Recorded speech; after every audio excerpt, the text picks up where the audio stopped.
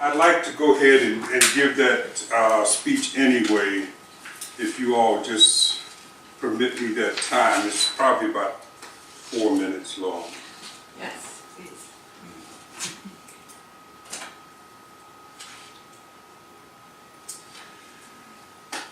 At each of these gatherings, first thing we do is Namu Myoho Renge Kyo 3 times. And then I would launch in.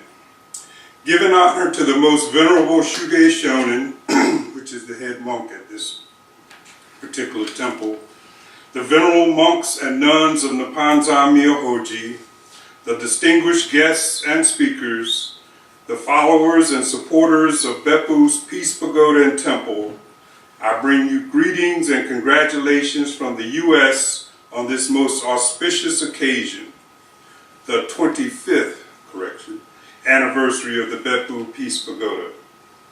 I am honored and grateful to have this opportunity to speak before you. Reverend Shuge Shonin has been very supportive of the Leverett Peace Pagoda, where I am a lay member. He has attended and spoke at our ceremonies and walked in many of our peace walks. In 2010, Reverend Shuge led a group of monks and nuns, as well as hundreds of walkers, into New York City to the United Nations to bring attention to the ratification of the Nuclear Non-Proliferation Treaty. We are deeply grateful to Shuge Shonin for his dedication and support of our work in the United States. I have been connected to Nipponzan Myohoji for 14 years. In 1998, I participated in a life-changing journey called the Interfaith Pilgrimage of the Middle Passage. It was a year-long journey retracing the root and history of the transatlantic slave trade, a history that involved my ancestors. As we walked through many states in the USA and many countries in the Caribbean, South America, and West Africa, we stopped at the places where enslaved Africans were captured, locked in chains, and loaded onto ships, offloaded and sold on auction blocks, worked on plantations, hung from trees, and buried in unmarked cemeteries.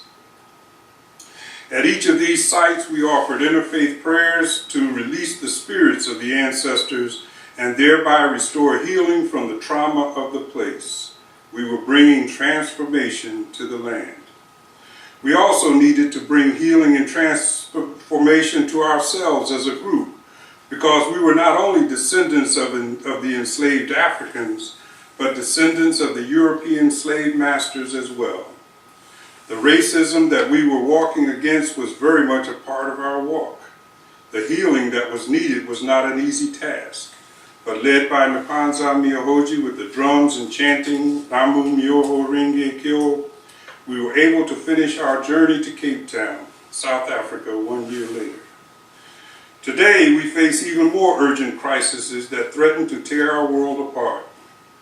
There's nuclear weapons and nuclear reactors, militarism and wars, global economic crisis, climate change crises, and threats to our democracies as big money become the primary player. It leads one to ask, is there anything we can do to make a difference? I say yes, there is much that we can do and are doing. The monks and nuns of Nipponzan Myohoji in America, Japan, and around the world, and their followers are leading the way in the transformation of our global community and bringing about the change that needs to happen. The walks, demonstrations, protests, fasts, and other acts of courage and solidarity is building communities for change. Hearing the drum and chant for the first time, many are transformed and join in this opportunity to create a better future for our generations to come, just as I was 14 years ago.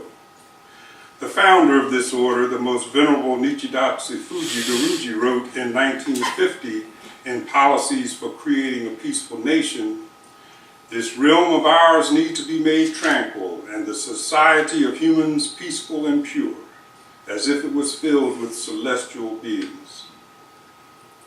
To that end, we must first and foremost bring radical change to the hearts and minds of the people with Namu Myoho Renge Kyo and the prayer drum. The crises of the world can be averted and peace can be a reality. Again, I am most thankful for this opportunity to speak to you on the occasion of your 25th anniversary. Nice time. You got the big crop.